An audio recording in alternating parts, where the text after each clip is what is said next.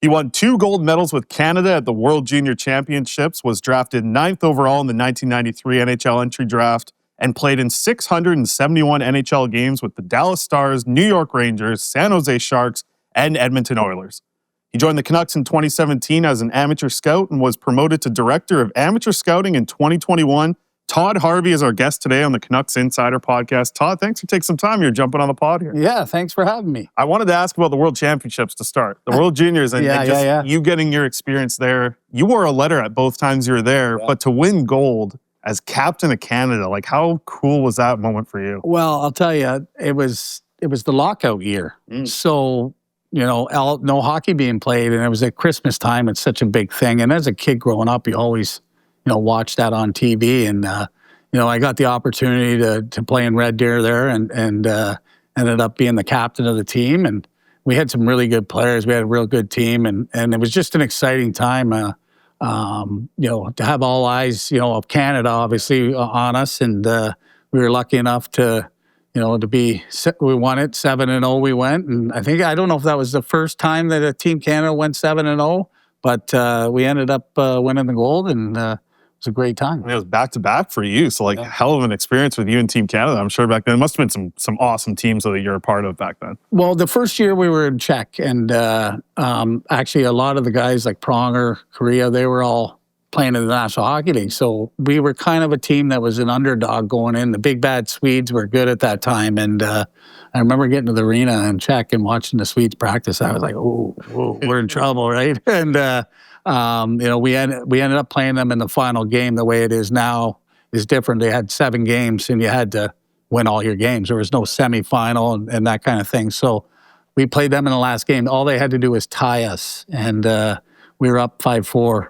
They pulled the goalie, and they had some pressure on, and I'll never forget his name, Aaron Gavey. A pass was going backdoor to Nicholas Sundstrom for a tap-in to tie it to probably win them the gold. He dove back and stopped it and threw it down the ice. And Marty Gendron, and I still see him, he scouts for the Philadelphia Flyers, put it in the empty net, and we ended up winning gold over there. So, it was pretty, 2 different World Juniors for me. It was, the underdog, and then that you were supposed to win. So it was 2 different experiences. Underdog to big dog. Yeah, felt like that's good. I like that. Yeah, not bad, eh? I think it's interesting you bring up, players that maybe you played with or kind of interact with, especially during your playing days. I see so many of them in the press box after. What's it like for you to just run into somebody that you maybe saw, 20, 30 years ago type of thing, and kind of doing similar work now? You know what? It's funny that way. You don't see these guys, but you played with them, and you kind of went to war with them, and when you see them, it's the same thing as you seen them the other day. So it's nice seeing guys out and about on the road, and maybe have a beer after a game. But it's funny, the hockey guys kind of stay in hockey. Yeah, I think I'm just looking at some of the players you played with over your time in your NHL career too. Like I wanted to ask just your time with Teemu Selänne. I got to start there because he's always one of the most interesting guys I hear about. Fantastic human. Really great family. He was great to play with, and real cool guy. I think the one time he drove me home from practice in his Ferrari. He was a big car guy, right? Had his Ferrari and drove me home, and he decides I was on a cul-de-sac street or whatever, and he's doing donuts in the Ferrari. Probably wasted $10,000 in tires to show me his donuts, but great guy, and he was real awesome to play. Yeah, I heard the fines for speeding in Finland go by how much you make, so he might be in trouble. Yeah, that's why he probably doesn't live there anymore. Yeah. Another one that you played, I think it was 5 years with, was Patrick Marleau. And he was always a guy that was just so famous for just always playing games. Like no matter what it was, he was always just able to get out there and play the game that night. What do you remember from times with him? Patty was a quiet kid. He was younger when I got there to San Jose, and great player, though, like skate, like the wind, and very professional. I could see why he was always prepared, and that's why he played so many games. He was always in good shape, and he was able to come and be a professional at the rink, and the longevity for him is no surprise to me. But great guy to play with. Was there a few years with him, and fantastic that he achieved. That record, that's pretty impressive. Pretty amazing. I think like a couple big names there, but for you personally, when you were playing, and especially as a young guy coming into the league, like who was someone that stuck out that just taught you about the league, not necessarily the sport, but just like about the NHL? Was there anyone that kind of stuck out in your early days? Yeah, for sure. I mean, I remember coming in as a young buck, 19 years old, playing in Dallas, and everything was new and big and shiny. And I got to play with Guy Carbonneau. He was my centerman with Dave Reed, and I was full of piss and vinegar, and I'd run around and try to kill everybody, and he'd just look at me and go, "What are you doing?" And Guy was so smart. He says, "You just got to angle the guy this way. You don't have to run around and kill everybody." He says, "Just do this." But he taught me, you come into you come out of junior as a big scorer, right? There's a lot of guys that do that, and then you get to the league and you figure out, geez, maybe I'm not playing on the power play anymore. So you got to be able to adapt and change your game. And Guy kind of taught me a little bit more about how to be a player, defensively responsible, and the whole professionalism, and take pride in it. And that's what kept me in the league, as long as I played, because I wasn't going to be the goal scoring guy. There's only so many spots for that, and it wasn't going to be for me. So I had to change and become more of a reliable player that maybe like to bang a few guys every once in a while.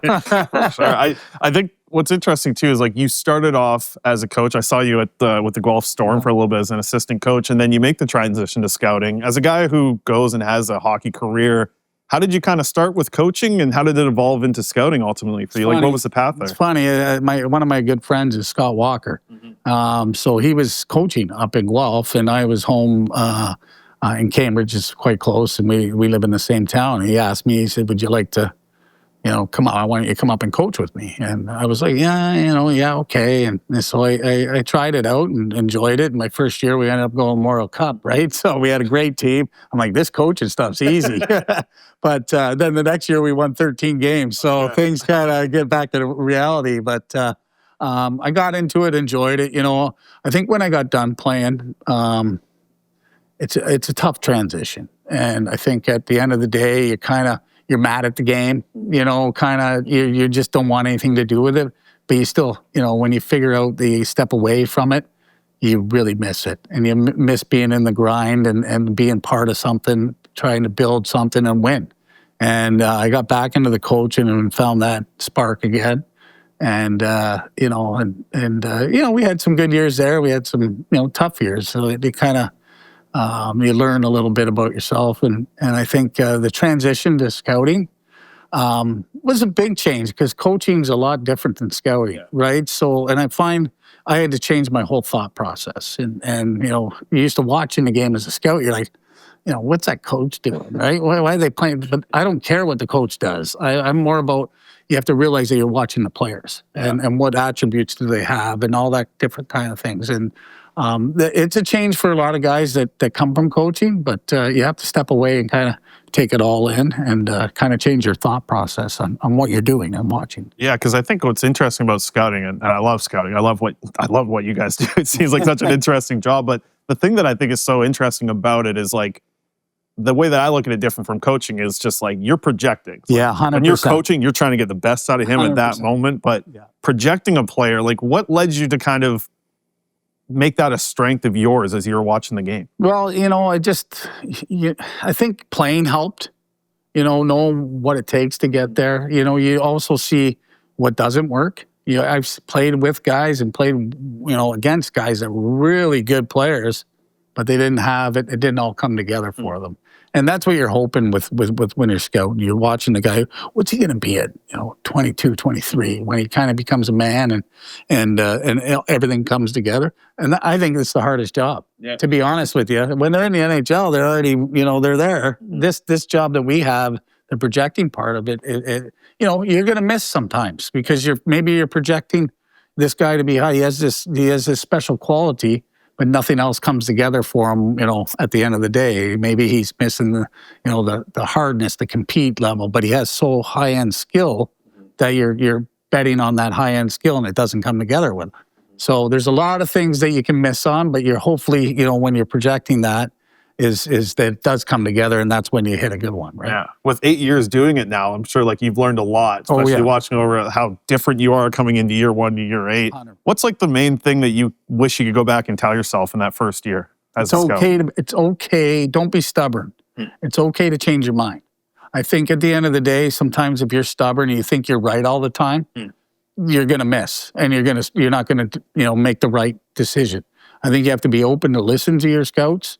They're out there grinding and doing the job and watching these guys constantly, and you got to take a lot of information in and then make the best decision that you can with all that information. So that's been a big thing, is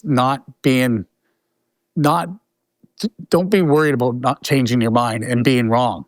Right? Yeah. It might make you it might be the right decision. So that's been something that I've had to learn and deal with, and really just I think watching the game, you can tell who the good players are, but you're also looking for that guy that quite hasn't caught there yet, but he has that ability, and maybe he's underdeveloped physically or whatever it is, and those are the guys that can pop when they become stronger. Yeah.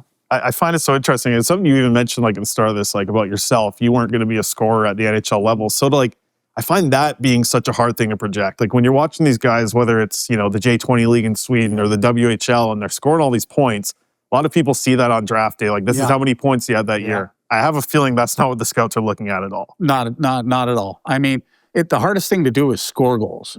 But a lot of those goals in junior are not going to translate to the NHL. I mean, so you got to kind of decipher on what is going to, translate goal scoring wise. How does he score? Where does he score from? So, if I scored 50 in junior, I never scored more than 11. So I think I got this guy that picked me fired.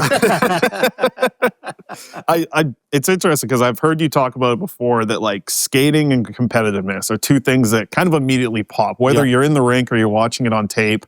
Those are the two skills that really pop. So like kind of what exactly are you looking for when you're looking for competitiveness from a player? Is it just being aggressive, or is it a way of kind of being competitive? It's wanting to win for me. And there's small battles all over the ice, right? And if you're not competitive, you're not going to have the puck. So, and you don't have to kill guys. You don't have to be a big heavyweight, but you have to be competitive, and you want to, going into that corner 9 times out of 10 or 8 out of 10, you're coming out with the puck instead of that guy, So I think it's about being competitive and about playing to the inside, because it's hard to get to the inside. You watch the NHL, a lot of big guys out there, and it's hard for those guys to get to the middle of the ice. And the guys that do are successful. I also think that hockey sense is a big part of it too. You got to understand the game, how to create odd man situations for yourself. If it's the triangle, 2-on-1ing guys, knowing how to play without the puck. Because a lot of guys can play with the puck, but they can't play without it. They don't know what they're doing. So, that's a hard skill. It's everybody doesn't talk about that a lot, but if you don't know where to be on the ice, you're not helping your teammates, and you're not helping yourself to get in the right situation. So, that's a lot of things we talk about is being good away from the puck. And it might you might not even have an effect on the play, but you do by being in the right spot. And so guys have to learn that. And when you don't have the puck, you got to go get it back. Yeah. You can't wait for it. Yeah. I have to imagine that's a difficult part of kind of having discussions about prospects, where it's like, maybe you haven't watched the guy as much as the scout who's actually there and has to try to explain those things. So like, that's why I find it so important that you guys have these meetings at the end of the year and throughout the season as well. I know you guys do them all season long. I mean, all year long, I guess, too. So like these meetings, can you kind of take us into it a little bit of just like how much you just enjoy kind of learning a little bit about honestly, for me in the meetings is to run the meetings is really just listening, asking questions, and trying to get to the point of what kind of, I don't need just, you're trying to sell. I should be able to close my eyes, and I should be able to understand what that player is while you're telling me. And then I can go watch him, and that's exactly what I'm watching. Yeah. I ask a lot of questions. A lot of the reports come in. We read reports. There's a lot of stuff that you can pick out in a report to ask questions about why did you say this about a guy, and kind of get to the conclusion of, you know, are you saying the right things about the player? That he is the player. So, you know, what kind of player is he? And, you know, really, I do a lot more listening than talking. Yeah. I think what's interesting from your position too is like a big success point for you is success outside of the first round. When you guys find someone outside the first round, how much pride do you take in, and even looking at Elias Pettersson this past 100%. Year, step up at 20 years old and be a third round pick to do that? Yeah. For you, like, I guess what's your kind of approach outside of the first round? Because I feel like you could go a direction of like one skill really sticks out, or there's a high base here. But for you, like, how do you kind of approach outside the first round and trying to find? Because I've heard you talk about best player available a lot. You do, but sometimes, like, for me, it's our scouts, and when we're outside of that first round, it's a lot of they're the ones that are telling me like this is the guy, and I've got to listen to them and trust them that they've watched this guy enough that they love him, they think he should be our pick, and you know what, we've been very fortunate. Our guys work hard, and they've done a really good job of finding some gems here in the later rounds. I mean, you know, Pettersson's, you know, you talk about him, you talk about Minio. You know, there's so many other guys. We got Ulrichsen in the fourth. So we're kind of building some stuff. And for us, it's a credit to them, to be honest with you. They're the ones that I just make the announcement. They're the guys that are out there grinding and pushing for their players. And it's a credit to them for finding these players for us. Yeah. And it feels like just the way that like scouting is going over the past few years, there's so much new things coming in like 2025. How different is it from when you got here in 2017 on how you guys approach just that whole year long of scouting? Well, our guys, a lot of driving, a lot of driving, a lot of early mornings, a lot of driving hours to get to games. And, you know, you got to give our guys a lot of credit for that, because it's a grind sometimes. And, you know, we're the small piece of the puzzle to get this team to where we want to go. And but I think it's changed to the fact that, you know, a lot more. The communication is the biggest thing, and I think we communicate really well here. Like I said, we have meetings, you know, every month, every week. You know, if you're in the car after a game, you're calling the scout in the region, talking to him. This is what I seen tonight. You know, this guy did this, and it's just constant communication and staying on top of it. And really, you know, I really appreciate the fact that our scouts, you know, they don't hesitate to speak up and say, and that's the biggest thing for me. If they're passionate about a player, then I'm passionate about that player, because he's, you know, he knows him inside out, and he's going to push for him, and that makes me feel good. Yeah. What's the kind of process of like the initial stages of adding someone to a list? Like the first few things you start to learn of a player, how does that like first conversation go with somebody who's kind of in the rink and seeing it? Well, we put that list together. We start in every region, right? And every guy has their region, and kind of, you know, they take the first few weeks. You know, obviously we're watching these guys as underages too. So we have underage lists and different stuff that we have together, that then the next season we come into that season and they start watching these guys, and then they start putting their list together, and then they'll say, hey, you know, we'll have our first call. You need to see this guy. You need to see this guy. So, and then, you know, those are the guys that I'm going in to see, but they're also watching, you know, the guys in the later rounds that are very, very important for us. And those are the guys that they really focus in on. And we want them to kind of, you know, and lists move all over the place. You might have a guy here at Christmas time or January. He might not be on your list by the end of the year. So things fluctuate a lot, and you have to be open to change. Yeah, I think as it changes throughout the year, that's interesting, because like I'm curious if there's one thing that a player or prospect might do that you're kind of like, this really impresses you to bring them up the list. Is there anything that initially sticks out when I say that? You also, I think when you start scouting the year, you want to see those guys take steps in their game. They want to add stuff to their game. You know, you can see the skill level and the talent, but you also want to see him add something. You want to see him elevate his game throughout the year. There's a lot of guys that just go like this, and then there's guys that are like this, slowly going, and then there's guys that are here like this, and then bang, they figure it out. And that's why you got to keep watching them all the time. And you know, like you said, this guy might be on your list the whole time. Yeah. But then a guy below him might be going like this, and then he's gone that way. Right. So, you know, you want to see them get better. That's the biggest thing. If you got a guy that's kind of was good and he's dipped, but you also have to watch that too, because you talk about guys that had bad draft years, they turn out to be pretty good players. So you got to dig into the person, dig into their backgrounds, and our guys do a really good job of that, is finding out who they are as people. Yeah. I think the draft is one thing, but I think when the team might be looking for a trade to acquire a prospect, do you guys ever get involved with that? Like, we have some reports on this guy, or I remember watching him. Yeah. The reports are there. They don't go anywhere. And I think if stuff happens, Patrick and Jim are able to go on the computer and see what the reports are on that player. I think what I wanted to ask you, I think it was the Nashville draft, and we asked you at the end of it, you're doing a media availability, and you're like, development camp, that's not my problem. I'm not dealing with that. But what I did want to ask you about the next stage of development, like, how much do you enjoy following that process and knowing kind of the staff that you have here for your development? For sure, and they do a great job. And I think at the end of the day, that they jump right into it. They the draft, and then boom, we're right into development camp. And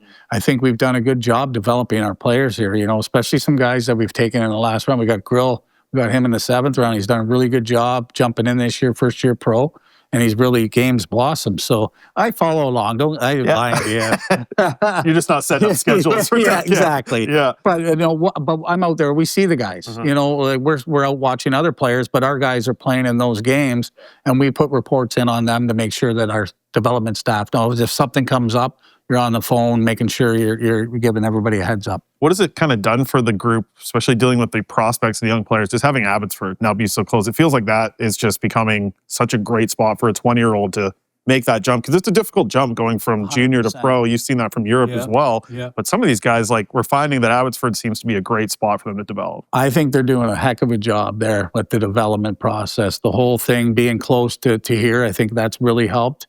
Our guys are doing a great job down there, making sure guys are getting the right amount of ice time, and the teaching and developing. I think that's a big, and also winning. Yeah, that's winning breeds winning. So you can be on a team and lose. You learn how to lose. But I think they've done a really good job sorting guys into the lineup there and making them part of the whole process there. And you see the success that they've had. Mm-hmm.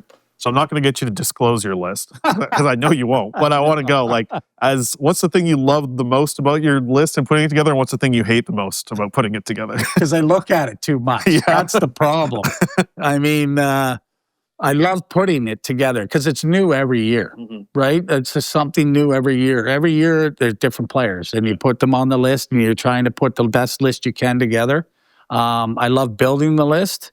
I do hate looking at the list, because then you want to change it all the time. So, but building the list with the guys and having our guys happy, that they push for a player that's maybe moved up the list a little bit, that's pretty satisfying for me, knowing that they feel good about that, and that they feel part of the whole process. Yeah. And the thing that I always hear you talk about is, like, I think even last year, seeing some draft coverage come out, you guys stuck to your list the whole time.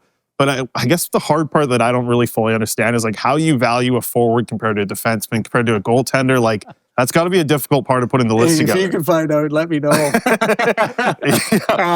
You know what? Defense are hard to come by. The good ones are really hard to come by. Right shot defensemen. I mean, I think that center are hard to come by. Do they take precedent over a winger at times? But I think at the end of the day, talent wins out. And obviously character is a big thing. I think that, our guys with doing the background checks, that can move a guy higher than another guy. For me, just the information that you're gathering, you're almost like a detective. Yeah. To have Patrick Allvin have a scouting background, when he comes in at GM, you must be pretty happy about that and getting a chance to deal with him. What's it like just having a GM that has that scouting background and really did that for years and years and years? So many tips. Yeah. So many tips. I mean, it's like, you talk to him and he gives you insight. And even having, Ronnie Delorme here for so long, it's funny. He'll talk about a player and say, "Yeah, he reminds me of Mike Ricci." Like guys are going, "What? Who's that?" Yeah. Right? So, but Patrick's real good. You know, I ask him questions on what did you think about this, you know, of that guy, or you know, did you see this guy back in the day? And it's just good to compute into your head and you know, take that knowledge that he's given out and use it, you know, to our group.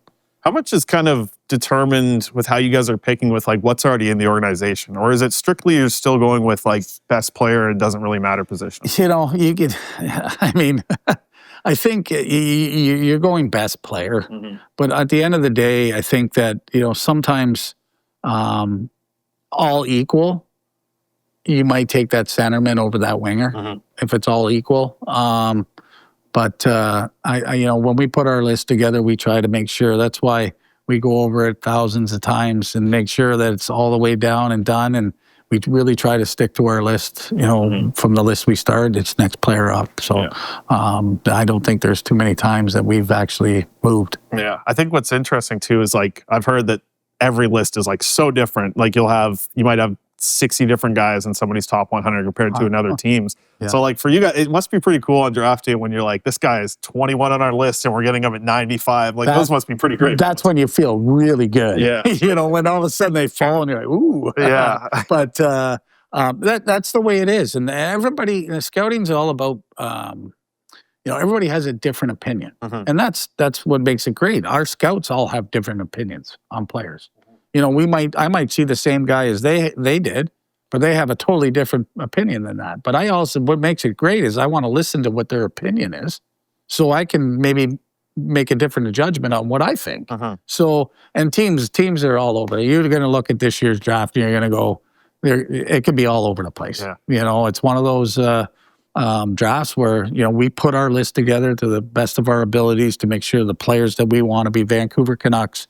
And we stick with that. What's it been like just kind of having the staff grow together now, T? You've had a few names that have been here for a long time, and just having that, how much does that help this whole process? Because I feel like, you know, you can argue with someone that you've known for a while and built a relationship with, and I think those arguments are important for sure. Yeah, 100%. And for me, what I tell our guys, it's not personal. It's about getting to the point of where we make the right decision. Yeah. And they've been great. And I think a lot of them we have some new guys, we have some guys that have been here for a long time. But I think all of us, you know, they all feel comfortable enough to be able to speak their mind. And that's the biggest thing, because I'm going to ask one of our guys what his opinion is. It might not be the same as his opinion. Doesn't mean he's right. Doesn't mean he's right. Then someone's got to make a decision. Yeah. That's what the information's all about. Right. And then you get to a point where you make that decision. Yeah. And is that you leading that? Like that feels like it's a difficult spot to be in if you have two scouts that you respect. You want to trade? Yeah. It feels like it's a tough spot for you, I guess. Well, it is. Yeah. It is. But you have to make a decision on the best of what you have from the information. And I think that's why listening has a lot to do with being in this position and taking all that information in. And I tell our guys, just because I make the decision on right or wrong, one guy or the other guy, doesn't mean you're wrong. I could be wrong. Yeah. You know what I mean? So it's about taking and respecting each other. Yeah. That's really what it comes down to. Right. And ultimately, it sounds like what you kind of said that you've learned from 8 years of this is like you need to put the ego aside and understand 100%. That you can be wrong in this. 100%. In this business, nobody's right all the time. Okay, so during these scouting meetings, are people legitimately banging the table? Have you seen people bang the table this year? I've seen it. Yeah, I've seen them say I would bang the table, and I like that. I really do. I think that makes you know, you're passionate about a player and you want them. I'd flip the table. You know what I mean? Like, let me know that you want that guy. So. And that, like I said before, that makes me feel better that this guy has done the work on this guy and he feels that he should be the guy. Then more power to him to not flip the table, maybe bang it. I mean, it's a big table. If they flipped it, you should draft that guy. Yeah, exactly. That's a crazy flip. I think just kind of like getting the scouts be in arena is so important as well, because everybody can watch highlights. Yeah. But what is the most important thing about being in the arena? Everything. Yeah. I think you see it all. Like you're seeing them skate back to the bench. You're seeing everything. On video, it's great, a great tool to use, but you don't get the whole picture. And I think that you know, being in the rink and hearing people, a lot of stuff goes on in rinks, right? You hear a lot of stuff, but just watching the game up top and being there, it's a lot different than watching it on video, as you would know. Yeah. Like it's a different point of view, really, to be honest. But you catch little things that you see. Maybe you see what's happening on the bench. You see the exchanges on the bench. That's important stuff to look at. What impresses you most about just like these 17-year-olds in 2025? Like, you know, they weren't the kids in the 93 draft that were going to drafted. These kids are a little bit of a different level here. Hey, I think I don't know if I would have got drafted. They're so prepared. They're so much more prepared than I was as a 17-year-old going in his draft year. You know, the training, the skills. You know, it's just they've done it since they've been, you know, probably 7 years old. All the extra stuff, and my extra stuff was going in the garage and shooting a tennis ball into the net or a puck, right? So these kids there's so much out there for them, and they're so much more prepared. And maybe I could say mature too. Yeah, sure, for sure. I think just getting a chance to watch these kids kind of take that next step, like, I know we touched on it a little bit just watching the development, but when you really see it happen, like, I have to imagine that's one of the best parts of your job is watching their dreams come true. Like, you get a chance to shake their hand when they're putting that jersey on for the first time, but you get to see them like play their first NHL game. Like, do you kind of make time to be able to watch some guy when he's making his debut? I was actually here and seeing Lecky score his first goal. Yeah. You know, it feels good to see them out there and making their dreams come true, because it is a lot of work. These guys work hard. They sacrifice a lot of things to be in the position that they're in, and it's gratifying, to be honest with you, watching them get there and living it out. You know, I reminisce a little bit, but you know, kind of when I got there and had my first game. Yeah. Because that's special. You know, no one can ever take that away from them, and they're part of a select group now that's in that. How many guys have played one NHL game? Right. It's pretty cool because I will hear Patrick do kind of the opening speech, and we'll see that on social everywhere. But to kind of see it get to that point, like, it's more than him just talking. Like, this can actually happen at times, and we saw a great example of that with Lecky or DP. 100%. Yeah. So for you, just to kind of wrap up here, just your position as director of amateur scouting, like, what do you love the most about this job and the position that you're in right now? I love the grind. Yeah. You know, no, I love watching the games. You know, there's a lot of games that are bad games that you watch, and there's some good games, but you're still watching it. And I really do like the grind of it. You know, I think I'm used to it being, you know, I played hockey, you know, my whole life, and you know that September rolls around, you're grinding for 7-8 months, and it's kind of the same thing. And but I enjoy being around our scouts and like coming to this here and doing our list and getting around all the guys and just talking hockey. You know, there's a lot of conversations that we have. We're up there all day, you know, talking about players and, you know, hoping that we get the right one. Yeah. Well, you guys have done pretty damn good last couple of years here. See some of these guys come in and play NHL games for the Canucks has been a blast. So we'll wish you best of luck heading into the draft, and appreciate you taking some time today, Todd. Right on. Thank you.